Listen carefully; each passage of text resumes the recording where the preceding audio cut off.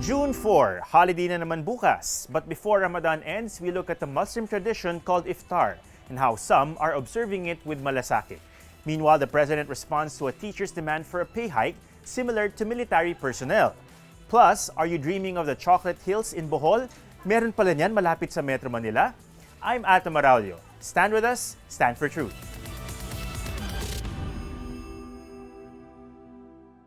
Since 2015, bago pa man maupo sa palasyo, the president has repeatedly promised public school teachers a pay hike. 4 years later, baka naman pwede nang pagbigyan sina Ma'am at Sir. Licensed teacher Manal Sugadol returns for this report. Teaching is a noble profession, but behind the nobility is a struggling teacher.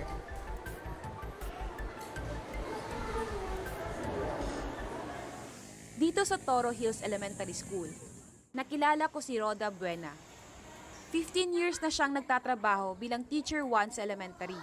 Gusto ko nang maging teacher kasi nung bata pa po ako, importante yung tinitingnan ka ba na nagtuturo ka, gustong magbahagi ng kaalaman po sa mga tao. Pero sa likod ng pangarap ay may paghihirap. Dahil walang trabaho sa kasalukuyan ng asawa ni Teacher Roda, siya lang ang sumusuporta sa pangangailangan ng kanyang 5 anak. Baon na siya sa utang dahil kadalasan ang kanyang sweldo nagkukulang. Ang sweldo ko, kailangan ko ibigay din naman sa kanila yung pangangailangan. Kulang po talaga. Naisanglanan niya ang kanyang ATM card sa mga shark loans. Hindi po sapat ang aming sweldo. Kung sumahin po naman talaga, 21, ano na lang po yung 21? Pagkain pa lang po namin, di ba araw-araw pong kakain. Sa 21,000 na sweldo ni Teacher Roda, 13,800 pesos agad ang automatic na nababawas dahil pinababayad sa mga utang niya sa government insurance institution. Sa natirang 7,200 pesos, 5,100 pesos dito ang ipinababayad pa niya sa mga shark loans. Kaya lumalabas na 2,100 pesos na lang kada buwan ang pinagkakasya ni Teacher Roda sa araw-araw nilang pangangailangan. Bilang guro, nararamdaman ko din ang kanilang sitwasyon.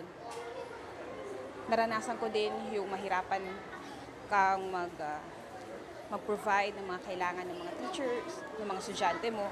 Backride lang po ako. Sinamahan ko siya sa pag-uwi at doon nakilala ko ang 4 na taong gulang niyang anak na si Dwayne na may Down syndrome. Hi Dwayne!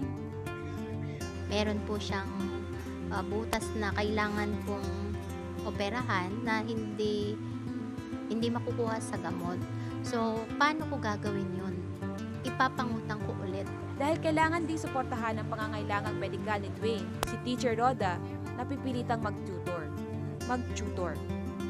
Isa lamang si Teacher Roda sa libu-libong mga guro na namamalugtod sa pagtitipid sa kanilang kakarampot na sweldo. I am willing to strike a deal in the presence of Secretary Briones sa mga maestra. You can choose the date, January. Bilisan lang ninyo. Then we can make even an agreement or manifesto or choose whatever kind of document. Kayo ang isusunod ko this year. Kahapon, unang araw ng klase ay pinaalala ng ACT Party List ang hinaing ng mga guro. Actually, nung nangampanya pa lang siya bilang Pangulo, ay nangako na siya sa mga guro na dodoblihin ang sahod ng mga teachers. Ngayon po ay 3 taon na si President Duterte, pero hanggang ngayon ay wala pa rin siyang tinutupad sa kanyang mga pangako. Ayon sa Department of Education Secretary Briones, para matupad ang pagtaas ng sweldo, kailangan maghanda ang gobyerno ng 150 billion pesos budget para sa 10,000 pagtaas ng sweldo ng mga guro. Ang funds para rito ay kukunin sa buwis ng mga Pilipino. Easier said than done. Ang unang pahayag ng presidential spokesperson kahapon. Wala raw kasing pondo kaya magkakaproblema lang kung maglabas ng executive order para rito. Pero paalala ng ilan, na itaas na ang sahod ng mga pulis at sundalo noon. Pagkambyo ngayon ng Pangulo, hinahanapan pa nila ito ng pondo. Ang kailangang tulong ng mga guro ay agaran. Pero nakakalungkot na base sa statement ng gobyerno, mukhang matatagalan pa ang inaasam na pay hike. I am Manal Sugadol and I stand for truth. The security detail of the Tulfo brothers has been recalled after Erwin threatened the Social Welfare Secretary. Ang tanong, bakit ba sila may police escort in the first place? Larry Lee finds out. Last week, Erwin Tulfo threatened to slap Social Welfare Secretary Rolando Bautista matapos hindi kaagad ito nagpa-interview para sa kanyang radio show. After the incident, all four Tulfo brothers, Erwin, Ben, Mon, Rafi, and Rafi's wife lost their police details. It is also known that Bautista is a retired military, and other uniformed personnel from police and military did not hide their support behind Bautista on this issue. Kaagad namang humingi ng apology si Erwin Tulfo. Ako po at ang buong pamilya Tulfo ay pakumbabang humingi po ng kapatawaran kay retired General at ngayon Secretary ng DSWD Rolando Bautista sa pagmumura ko at pambabastos ko po sa kanya noong nakarang linggo on air.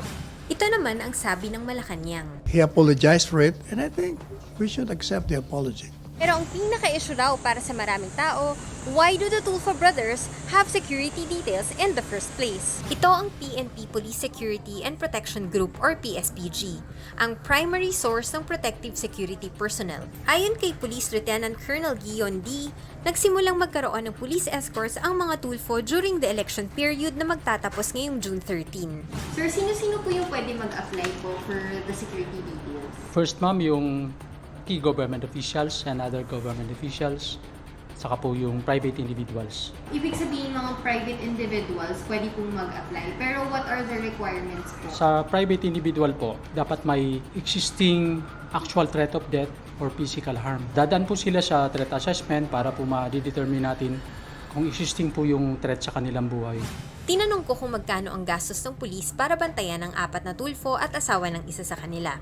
Pero sabi sa akin, regular salary lang daw ang kinikita ng mga protective security personnel dahil under Republic Act 6975, Section 35B, Police Security Unit shall provide security for government officials, visiting dignitaries, and private individuals authorized to be given protection. Pero totoo pa rin mga taxpayer ang nagbabayad sa bawat pulis na nagbabantay sa mga Tulfo at asawa ng isa. Sa kabuuan, 10 pulis ang nagbabantay sa kanilang lahat. Ang mga yan nagbabantay sana sa publiko, lalo ngayong mahalaga ang police visibility at kulang ang mga pulis.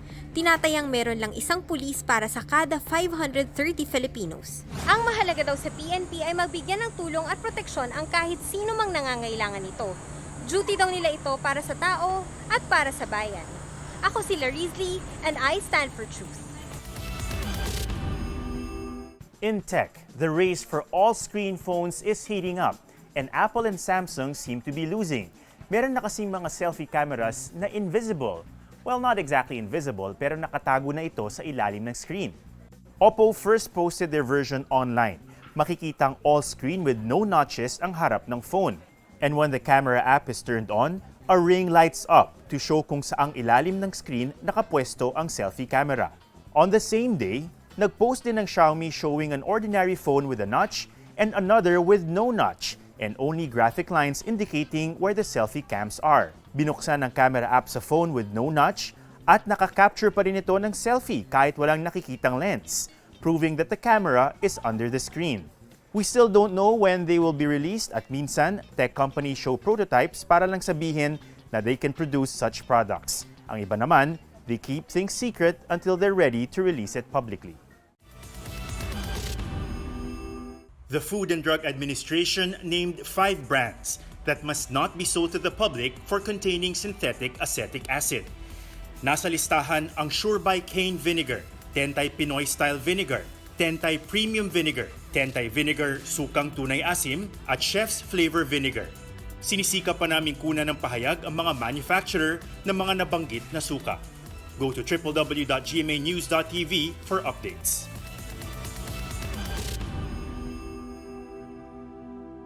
During the entire period of Ramadan, Muslims don't eat anything during the day to repent for their sins. Kumakain lamang sila after sunset. Pero ang iba, dinadagdagan pa ang sakripisyo ng malasakit sa kapwa. Manal Sugadol reports. Allahu Akbar, Allah. Matatapos na ang Ramadan, ang buwan ng pag-aayuno o fasting ng mga Muslim. Ito ay mula bukang liwanag hanggang sa paglubog ng araw. Dito sa Cotabato, maraming mga suna or way of the prophet ang ginagawa. Isa na rito ang pagpapakain ng libre o iftar tuwing paglubog ng araw. Alhamdulillah, kasi Ramadan, so we're expecting na inshallah marireward ito ng Allah subhanahu wa ta'ala na hindi lang dito sa dunya pati na rin sa akhirat, inshallah. Espesyal ang kanilang mga bibigyan ng pagkain. Ang mga yatim o mga naulilang bata sa Markads Al-Arafads Orphanage Center. Alhamdulillah, kajud ko sa Allah subhanahu wa ta'ala sa gili kanu kesay sanu bansa muro siya kanu ingad dano sa gagadamian so gagadamo mayawa ang mga wata mga ilo. Alhamdulillah kamadakon i mga kapado pakatawan kanu niya sa kanu niya ba mga iftar tama sa kanu kapupuso niya ba ulan-ulan na aramo nagkambetadom. Tulad na lang ni Haidar.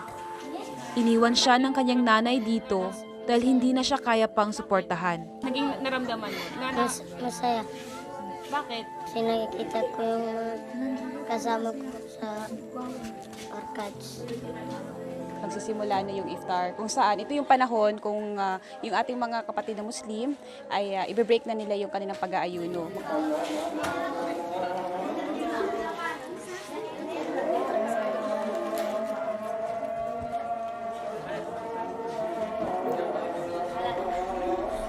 Nung napunta ko dito, akala ko pangit. Hindi pala, maganda pala dito. Kasi kung tuwing hapon may dumarating na bisita. Ngayong panahon ng Ramadan, ano ba yung wish mo?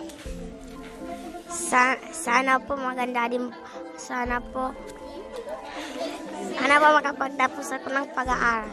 The significance of iftar, it means to say that you're offering somebody to take food for fast breaking. Sa panahon ng Ramadan, bukod sa pag-aayuno, dito ko rin lalong nakita ang taos-pusong pagtutulungan ng mga taga-Cotabato. Ang pagmamalasakit sa kapwa ay isang magandang aral na dapat isinasaisip at isinasapuso ng bawat kabataan. I am Manal Sugadol and I stand for truth. Meanwhile, 14 senators signed the draft resolution, which is basically a vote of confidence for Senate President Tito Soto. But the number one senator of the last elections, si Senator Cynthia Villar, refuses to sign it.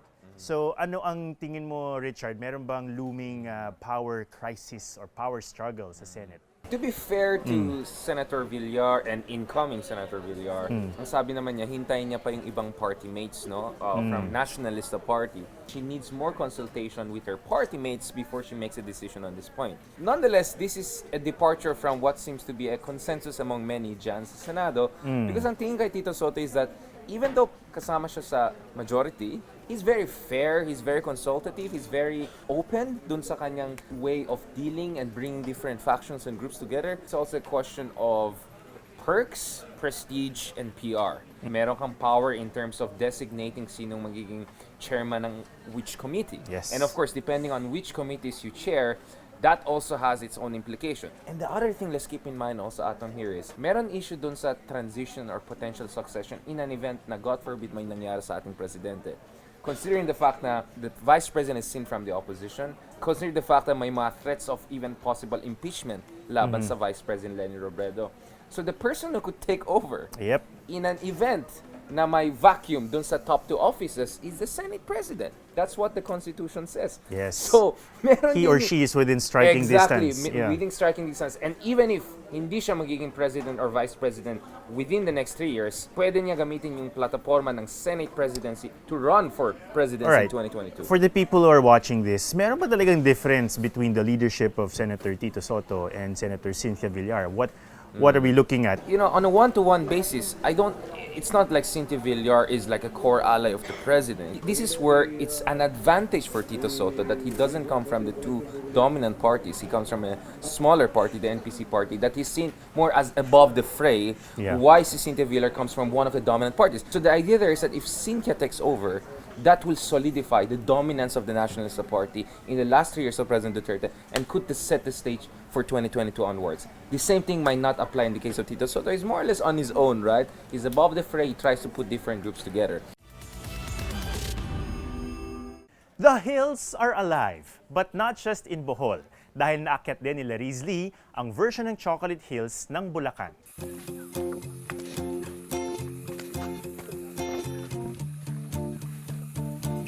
I'm off to a little adventure today. Oh, sige. Yan. No, I'm not.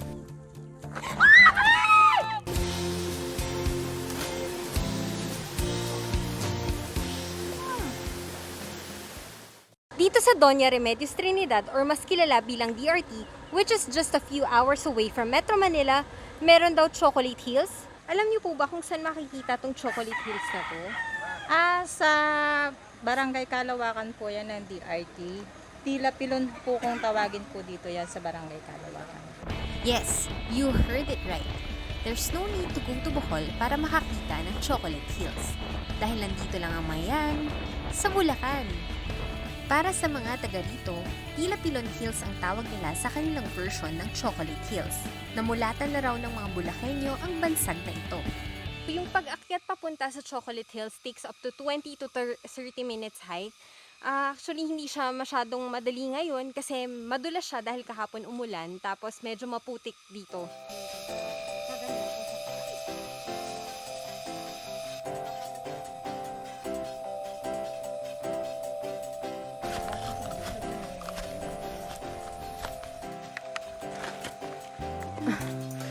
Ang tarik. Nakapagod. Pahinga lang. At last, I found the Chocolate Hills. Ayan, sobrang ganda dito.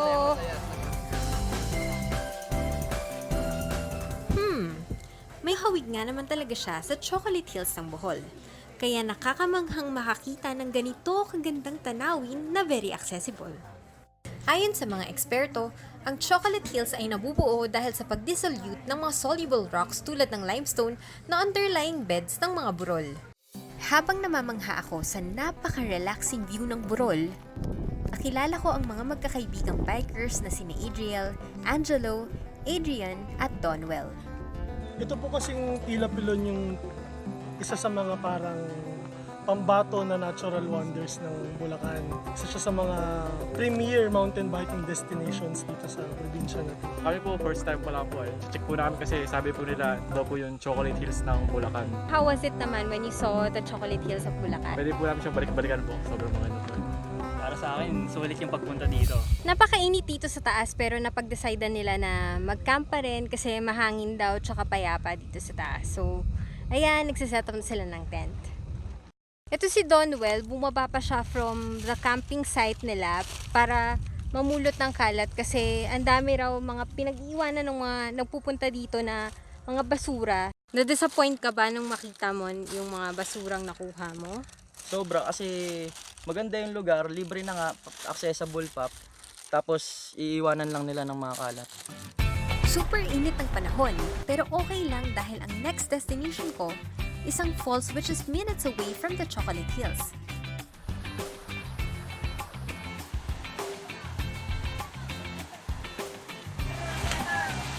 Bakit yun naisipan na dito maglaro? Masaya po dito. Maganda sana dito sa Talon Parry Waterfalls, kaya lang pag nakita mo siya, ang daming nagkalat na basura sa paligid. Sa ngayon po kasi wala pa ako kaming batas kasi hindi pa ho active yung yung tourist namin. Nakikiusap po kami, sana po yung mga basura naman po pakiligpit. Kung dumami man ho yung pupuntang turista dito, mapangalagaan pa rin, tsaka ma-maintain po yung cleanliness, tsaka yung ganda ng spot. Marami pa raw magagandang tanawin ang hindi pa masyadong nakikilala sa TRT. Pero sana kapag umusbong na ang turismo dito, matuto ang mga dayo maging responsable sa sariling kalat, tanda ng respeto sa kalikasan pati na rin sa tahanan ng mga lokal. This is Riz Lee and I stand for truth.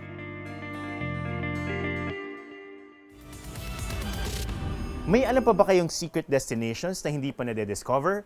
Comment below and please share this episode. This is Ato Maralio together with Richard Hidarian and Joy Spring. Stand with us, stand for truth.